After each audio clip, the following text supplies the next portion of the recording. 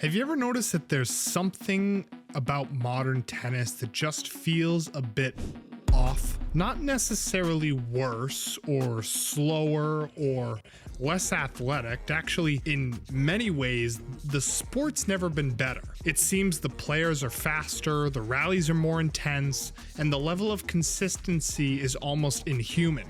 But something is missing. Because if you sit down and watch match after match today, especially at the highest level, you start to notice a pattern. The points begin to blur together. The rallies feel similar. The outcomes feel predictable in their structure, even if not in their result. It starts to feel more like you're watching the same match, regardless of who's playing. And I don't think this is just a feeling.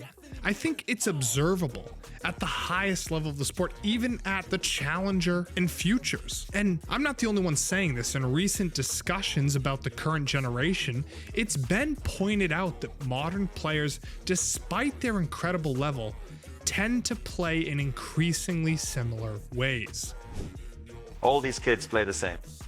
The variety that once defined tennis, the slices, the net approaches, the constant changes in rhythm and pace has quietly gone away. And in its place, a new kind of tennis has taken over, but it's built more on repetition, similar patterns, and power. I mean, that's the name of the game, is power.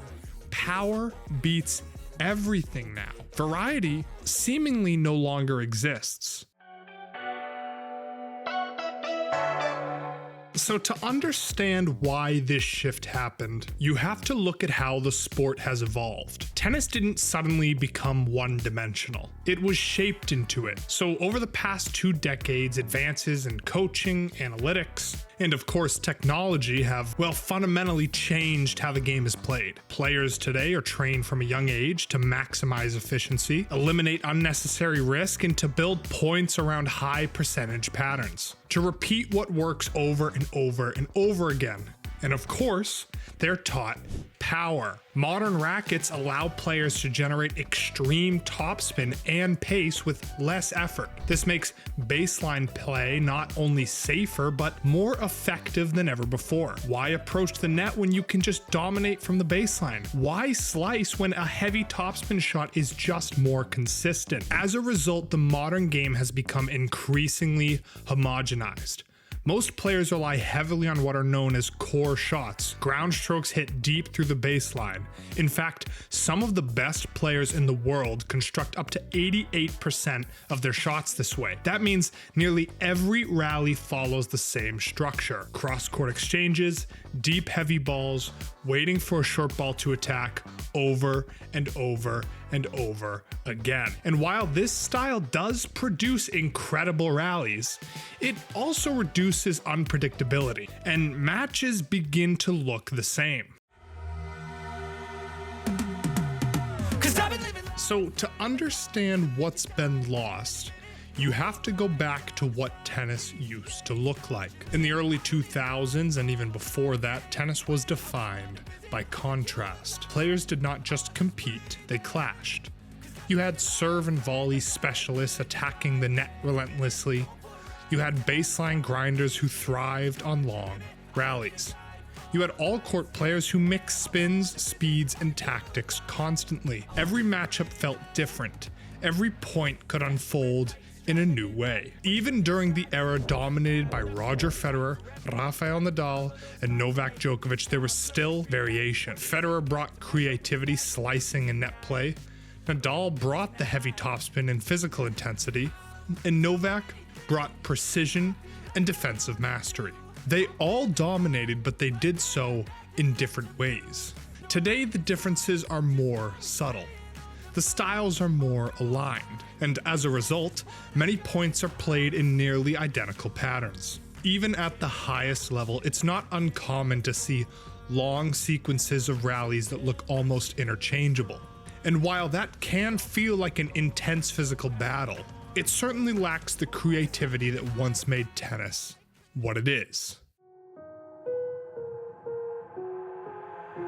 Now, there is one player who does not follow this pattern. One player who brings something different, something back into the sport. And that player is Carlos Alcaraz. What separates Alcaraz is not just his skill. It's his willingness to play unpredictably. While most players rely almost entirely on baseline exchanges, Alcaraz introduces variation constantly. He uses drop shots not as a surprise, but as a weapon. He mixes in slices, he changes pace, he comes to the net, he forces his opponents to think. This is why his matches feel different, because they are different. While others are playing patterns, Alcaraz is playing possibilities.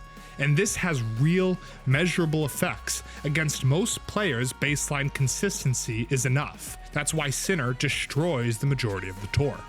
But against Alcaraz, that consistency can break down, because he doesn't allow rallies to stay predictable. He'll disrupt them. This is part of why even the most clinical players struggle against him. Look at Sinner. Players who are incredibly efficient against the rest of the field suddenly look uncertain because they're being pulled out of the system they rely on. Now you may be thinking, well, if one player can bring variety back into the game, why isn't everyone doing it? Let's go. Yeah. Well, the answer is simple. Because ultimately, variation is risky. Nowadays, modern tennis rewards consistency. It rewards that repetitive play. It rewards the players who can execute the same high-level patterns again and again without breaking down. Now, creativity, on the other hand, well, it's risky. It requires feel, timing, and sketchy decision-making under pressure. And at the highest level of the sport, where margins are incredibly small, most players choose control over creativity. They choose that structure over improvisation, and they'll choose the patterns over the variation. But this also comes at a cost. Because as the sport becomes more and more optimized, and as players get better and better, it also becomes a bit more uniform. And with the better technology, that only helps to strengthen that effect. Now, the real big question is what happens next.